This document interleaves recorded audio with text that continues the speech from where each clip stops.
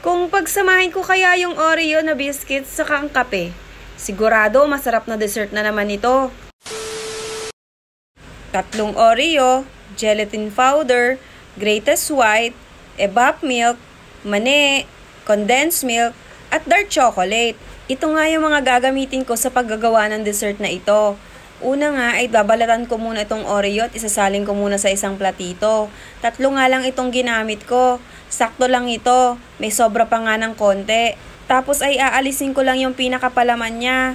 Hindi ko ito gagamitin. Sobrang tamis na kasi nito pagkasama ko pa siya. Hindi naman siya masasayang kasi pwede ko naman siyang kainin o kaya ipalaman sa tinapay. Then after ko nga matanggal lahat yung palaman niya, ay gagamit lang ko dito ng food processor.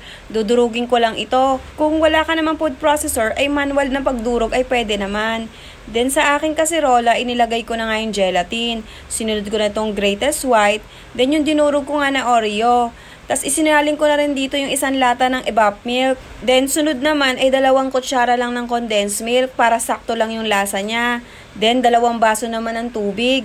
Then hahaluin ko lang ito hanggang sa mamix siya ng maayos at matunaw na nga yung mga buo-buo niya. Pag okay na yung pagkakamix nito, ay bubuksan ko na yung kalan. Sa mahina lang. Then hahayaan ko lang itong kumulo. Tapos ay isasalin ko na nga ito sa aking lagayan.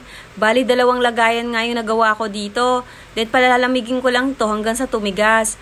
Tapos ay dudurugin ko na nga itong mani na gagamitin ko mamaya. Tapos itong chocolate naman ay kumuha lang din ako ng mangkok at isasalin ko lang din ito para tunawin. Nagpainit lang ako ng 4 na kutsara ng gatas at yung nga yung gagamitin ko para matunaw itong tsokolate.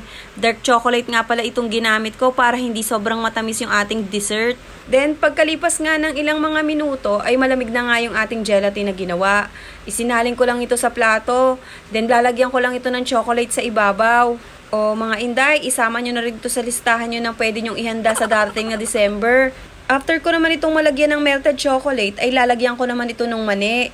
Ito nga yung dinurog ko kanina. Binili ko lang ito sa tindahan, yung tigli 5 piso lang. Tapos ay binudburan ko lang din siya nung dinurog ko na Oreo kanina. Nagtira lang ako ng 1 kutsara.